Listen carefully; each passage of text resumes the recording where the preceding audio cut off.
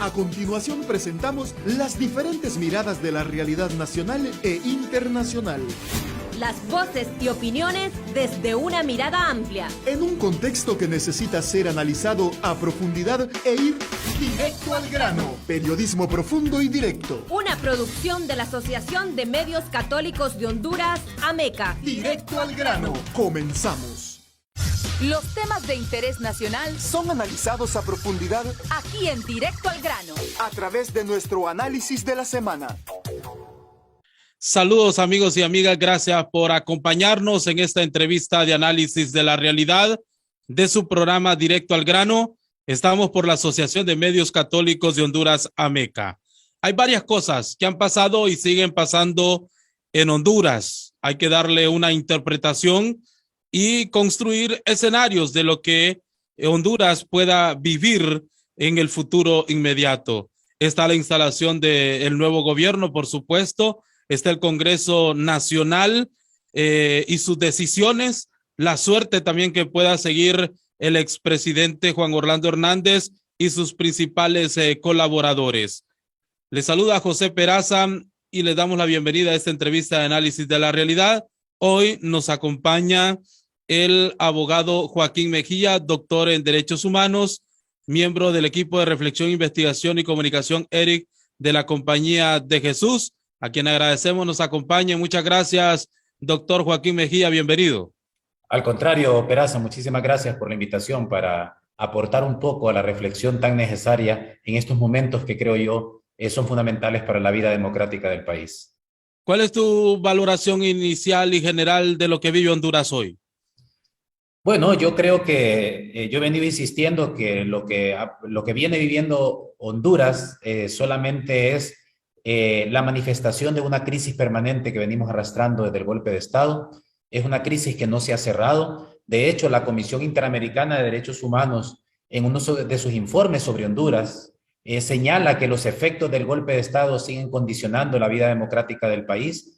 Y eso nos debe llevar a una reflexión sobre la necesidad de ver a ese pasado reciente, de ver el golpe de Estado como la crisis originaria que mantiene estas manifestaciones, en este caso en el Congreso Nacional, y que es necesario que tengamos en cuenta que lo del Congreso Nacional no es un hecho aislado, sino que está conectado con esa crisis del 2009 que venimos arrastrando y que por tanto nos encontramos ante una oportunidad histórica para que la clase política del país asuma un compromiso patriótico en el sentido de ver realmente que la crisis originaria está en el golpe de Estado y que es necesario adoptar una serie de medidas para que esa crisis se cierre y que para que podamos avanzar realmente en un proceso de construcción democrática en Honduras. Abogado Joaquín, ¿la crisis del Congreso Nacional es una crisis superada?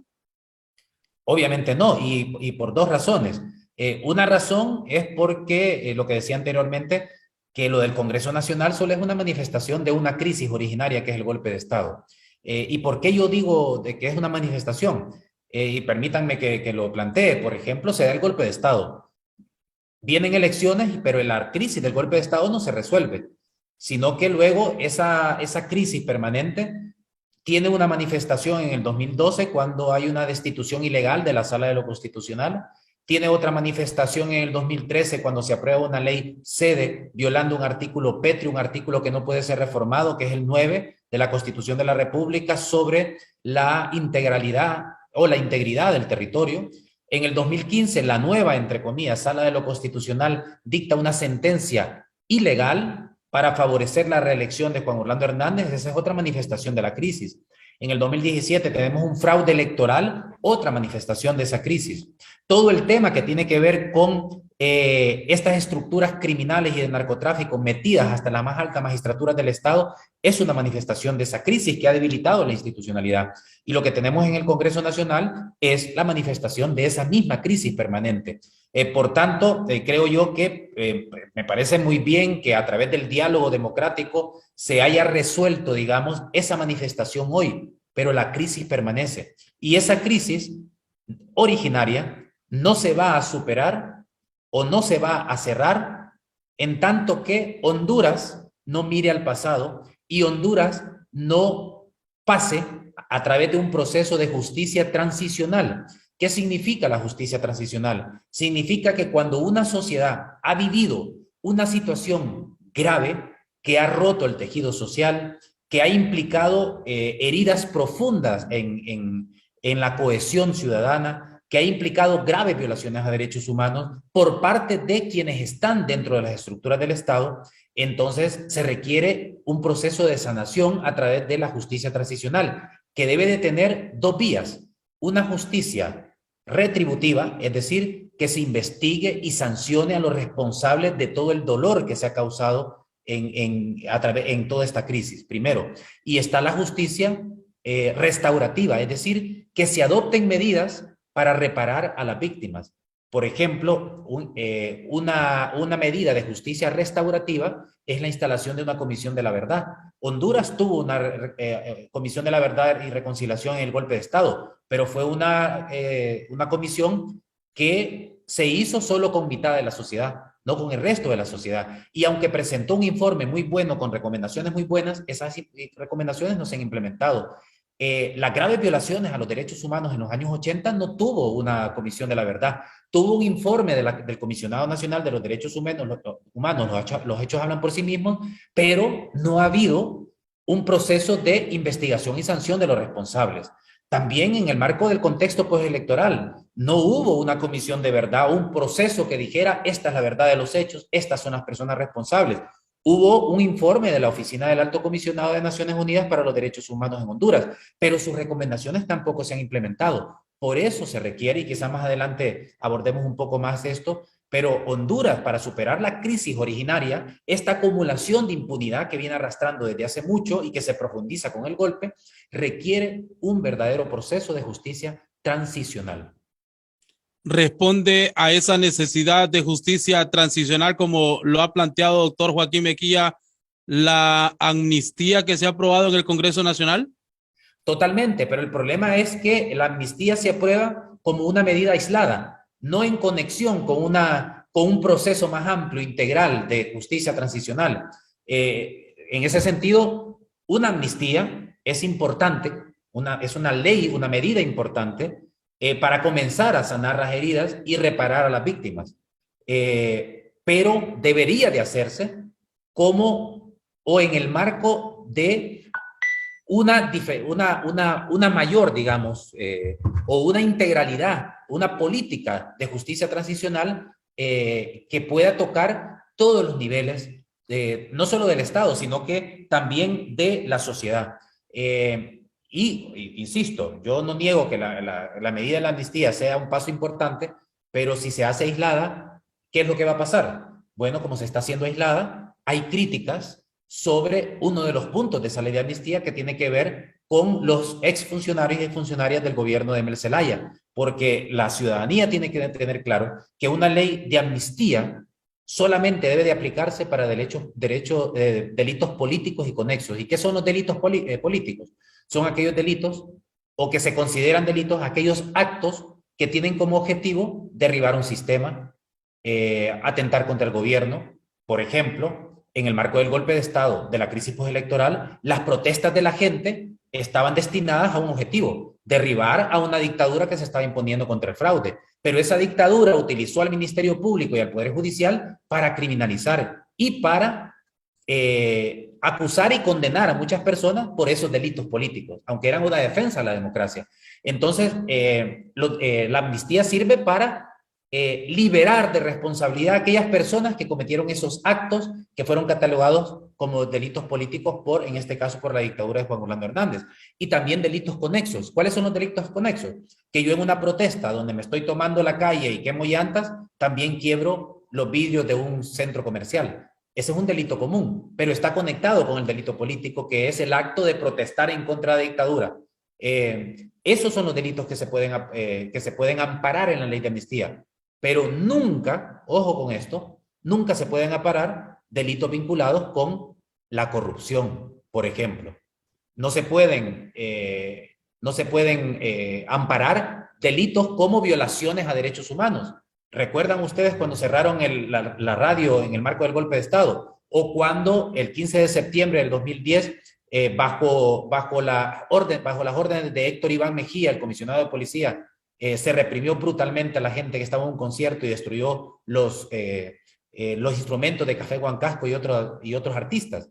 Bueno, hubo juicios en contra de estas personas que cerraron la radio y que atacaron violentamente a la gente que participaba en ese concierto. ¿Y saben qué sucedió? Que se aplicó la ley de amnistía que aprobó el gobierno de Pepe Lobo. Y es una ley de amnistía que no se podía aplicar para violaciones a derechos humanos.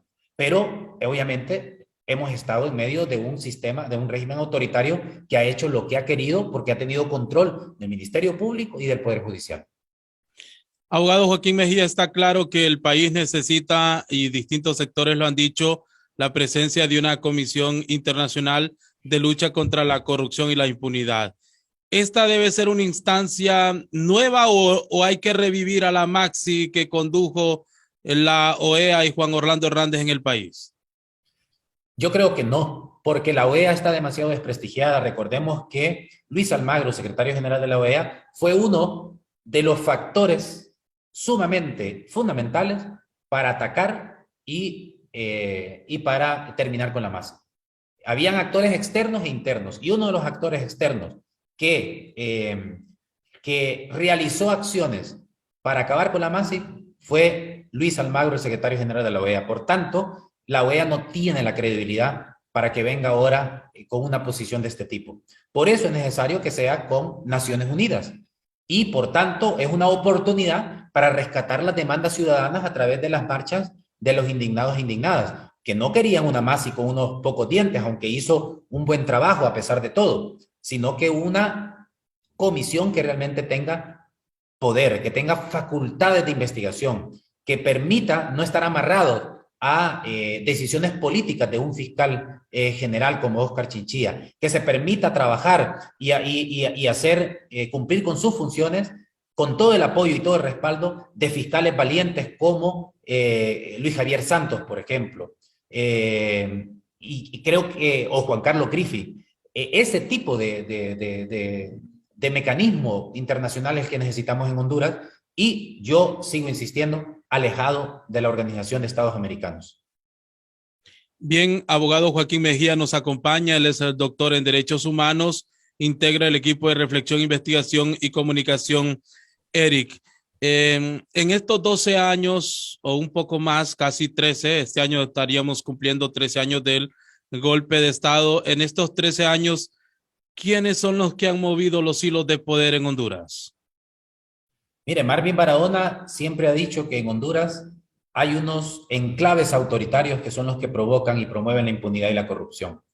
Y esos enclaves autoritarios uno los puede ver en 3 datos.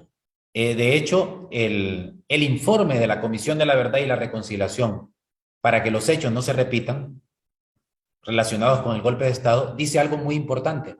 Dice que los actores y los patrones de violaciones a derechos humanos en el contexto del golpe de Estado son los mismos de los años 80. Ojo con esto. Y el primer informe de la Oficina del Alto Comisionado de Naciones Unidas sobre la crisis postelectoral dice algo también muy importante, que las acciones y que los patrones utilizadas para las violaciones de derechos humanos en el contexto de la crisis postelectoral son las mismas de periodos anteriores, es decir, del golpe y de los años 80. ¿Qué nos está diciendo esto? Nos está diciendo que esos enclaves autoritarios están vivos. Y por eso el desafío grande que hay a 13 años del golpe de Estado es identificar esos enclaves autoritarios que están dentro del Estado para extirparlos. Y eso implica muchísima voluntad política, el respaldo y el apoyo de la comunidad internacional y obviamente de la sociedad hondureña. Porque mientras no saquemos a esos enclaves autoritarios que tienen muchísimas caras, creo que el país no va a poder avanzar y mucho menos el gobierno. Y por eso es que yo retomo lo que dice el analista Víctor Mesa, cuando señala que la alianza ha logrado el poder del gobierno, pero no el otro poder. Y ese poder tiene 3 caras que yo podría identificar así de manera rápida. Un poder intrainstitucional, es decir, que está dentro del Estado, y que, por poner 2 ejemplos de ese poder, son las redes de corrupción que han crecido y se han alimentado desde el golpe de Estado para acá sobre todo. Y ahí están, dentro del Estado, totalmente vivas. Y también está otro poder, u otro ejemplo de ese poder intrainstitucional, que son los escuadrones de la muerte que hay dentro de las fuerzas de seguridad del Estado. Otro poder es el poder económico, que se puede manifestar, por ejemplo, en la sede, o que tiene la cara de la sede, es el poder económico transnacional vinculado con el poder económico nacional. Y ahí está, y tiene muchísimo poder. Y también está otro tipo de poder, más vinculado con el crimen organizado, y que tiene que ver con el narcotráfico también, y que ahí está, que ese poder juega y tiene un pie fuera del Estado y tiene un pie y una mano dentro del Estado. Entonces estamos hablando del poder del gobierno, que es débil, frente a tres poderes: el intrainstitucional, el poder económico y el poder del crimen organizado, que obviamente no es nada fácil. Y por eso es fundamental, como primer paso, identificar dónde están esos enclaves autoritarios. Pero esto pasa, Peraza, y yo voy a insistir con eso, por un proceso de justicia transicional. No por medidas aisladas como la ley de amnistía, sino por un proceso de justicia transicional. Abogado Joaquín Mejía, sin duda alguna que la expresión de esa falta de justicia debido a la ausencia también de la independencia de poderes ha llevado a que el pueblo hondureño esté expectante de lo que Estados Unidos pueda decidir sobre algunos personajes de nuestro país. Y uno de ellos, lo que se ha conocido ya en los últimos días, el caso de Juan Orlando Hernández. ¿Qué simboliza para el país que se le haya revocado la visa al expresidente Juan Orlando Hernández? Yo creo que es una victoria moral para el pueblo hondureño, para aquellos como el capitán Orellana, como el general Savillón, como la excomisionada de policía o como la comisionada de policía en retiro, María Elisa Borjas, por poner algunos ejemplos, para aquellos que dieron la vida por los ares de la droga, que fueron asesinados, digamos, por sus denuncias en Honduras. Es una victoria moral, porque ha venido a ratificar lo que todo el mundo sabe, y que muy pocos o muy pocas personas tuvieron la valentía de decirlo públicamente. Y quienes lo dijeron, los mandaron en condición de retiro, los asesinaron, como por ejemplo Landaverde, o como Aristides Mejía, si no me equivoco, el general que fue asesinado, o como el general Savillón, que fue enviado al exilio, el propio capitán Orellana, que lo sacaron de las Fuerzas Armadas, y obviamente para el pueblo hondureño, porque sabemos que hemos estado bajo una narcodictadura, y en ese sentido es una victoria moral, y es una bofetada en toda la cara para aquellas organizaciones de sociedad civil que negociaron con el narco de Juan Orlando Hernández, que establecieron convenios, para aquellos pseudo periodistas que por dinero vendieron su alma al narco para defenderlo a través de sus medios de comunicación. Entonces es una victoria moral que debemos celebrar en ese sentido. Ahora, en términos legales, también es una vergüenza en el sentido que la primera magistratura del Estado, la que nos representa en el mundo, está siendo acusada por otro país por narcotráfico y corrupción. Y también es una vergüenza para Óscar Chinchilla y Rolando Argueta que otro país sea el que esté señalando quiénes son los criminales en el país. Y con esto finalizo. Algo que decía la Fiscalía del Distrito Sur de Nueva York, ahora con el caso de Giovanni Fuentes, en sus alegatos finales, decía algo. Y yo lo voy a traducir, digamos, en términos de institucionalidad. Dijo la Fiscalía que Giovanni Fuentes era socio de Juan Orlando Hernández. Juan Orlando Hernández, pongo entre comillas, representa al Poder Ejecutivo. Y dice la Fiscalía, se volvió una persona intocable, al tal punto que el ejército protegía el trasiego de su droga. Estamos hablando de las Fuerzas Armadas, otra institucionalidad importante. Y luego dice, y además fue protegido para no ser investigado. Abro paréntesis, perdón. El Ministerio Público es el que investiga. Y dice, y también fue protegido para evitar la extradición. abro paréntesis y lo cierro, el Poder Judicial es el que dictamina eso. O sea, en esa frase estamos hablando de que cuántos poderes del Estado no han querido, han sido incompetentes o han sido cómplices para que estos criminales hayan secuestrado el país, y ha venido un gobierno extranjero a señalarlos, un gobierno extranjero que tiene alta responsabilidad porque ese gobierno extranjero es el que lo impuso y el que lo ha sostenido. ¿Terminará en las Cortes de Nueva York? Todo apunta que sí.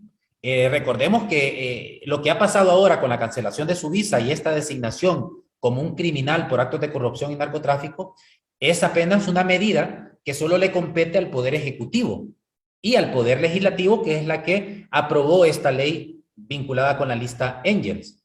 Pero esto es un asunto del Congreso de Estados Unidos y del Poder Ejecutivo. En temas de justicia del sistema judicial, la Fiscalía del Distrito Sur tiene casi lista una acusación formal contra Juan Orlando Hernández. Y por tanto todavía falta la palabra del Poder Judicial, del sistema de justicia estadounidense. Ahora hemos escuchado la palabra del Poder Ejecutivo y Congreso y el Poder Legislativo de Estados Unidos. Falta ahora, y todo apunta que a eso viene, o es lo que viene, es la palabra del sistema de justicia, del Poder Judicial. Abogado Joaquín Mejía, ¿qué suerte deben correr el fiscal general Óscar Fernando Chinchilla y el presidente de la Corte Suprema, Rolando Argueta? Bueno, es que si tuvieran un poquito de dignidad, deberían de renunciar. Pero yo creo que pedirles dignidad es demasiado. Y si llegaran a renunciar, no sería por dignidad, sino por presiones. Pero como no esperamos esa renuncia, porque dice Luis Scherer Ibarra, en su libro La quiebra de la ley, dice, dejar pasar el delito es como ejecutarlo en la práctica.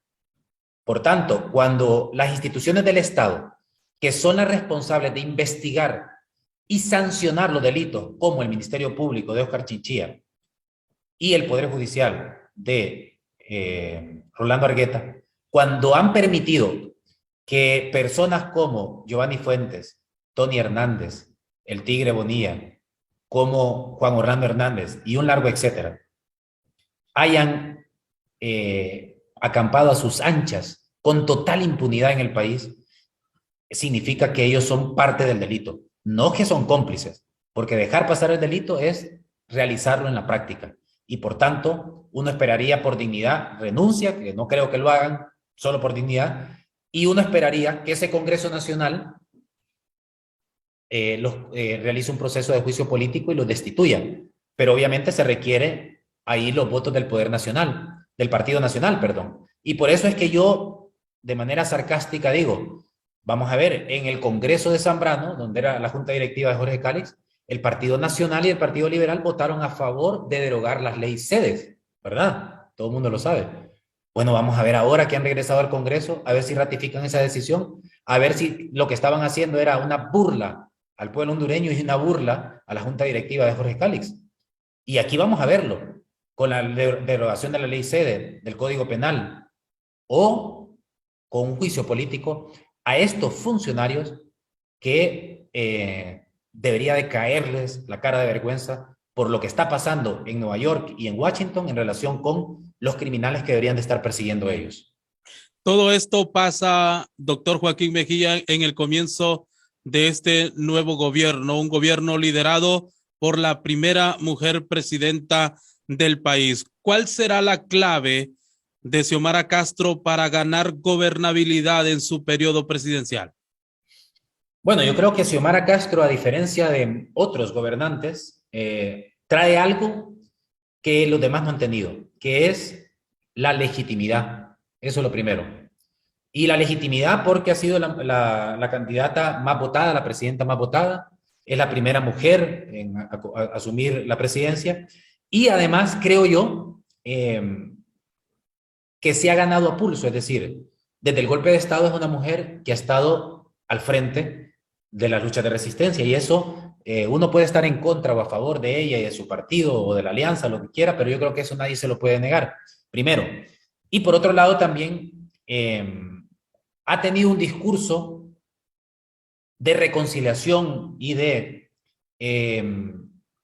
reconstrucción democrática que se tiene que trasladar a la práctica, pero al menos un discurso que va en esa línea.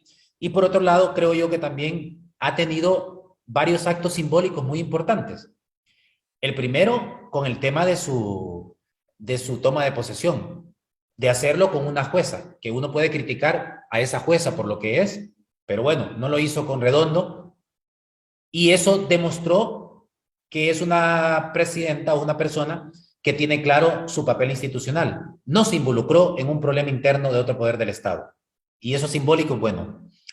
El hecho de que haya ido a la ermita de la Basílica de Suyapa antes de ser investida presidente, también me envía un mensaje a mí de que es una persona que respeta el Estado laico. Lo hizo antes de ser presidenta y después de ahí es que se fue a que le hicieran la toma de posesión. No como tradicionalmente se hace, que una vez como presidente se van a la Basílica de Suyapa. Un tercer elemento con esta crisis del Congreso Nacional.